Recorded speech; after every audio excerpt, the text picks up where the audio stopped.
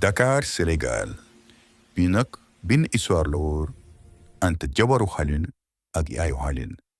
Aminata yaayu Xalil 43 ans nekk jigéen bu mën solu mais tamit bëri xadaar nekk tamit jigéen boo xam ne dina def lépp pour protéger ay doomam mais aussi protéger këram.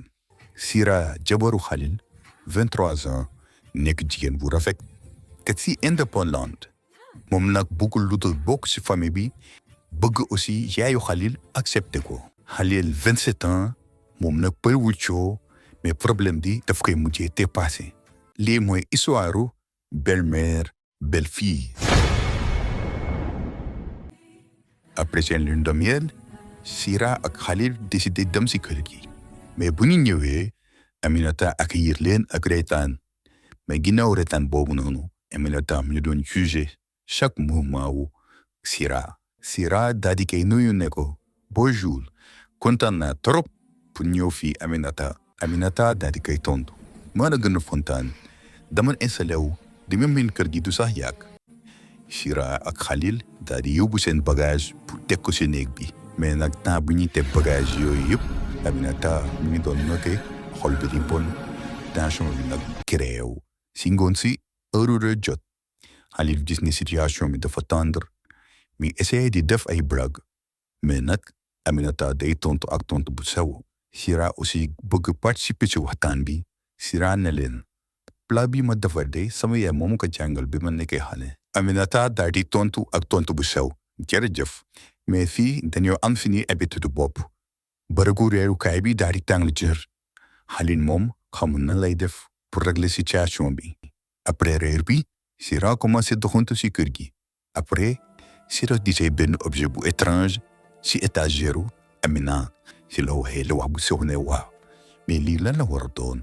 Amina si la ñëwee si ginnaawam ànd ak xadar ne ko lii nekkul pour yow tegal lii. Sira xamul lu muy tontu le ko dama bëggoon xool rek kër gi ne selaw. Aminata daal di dem bàyyi foofu carnet bi ak Sira.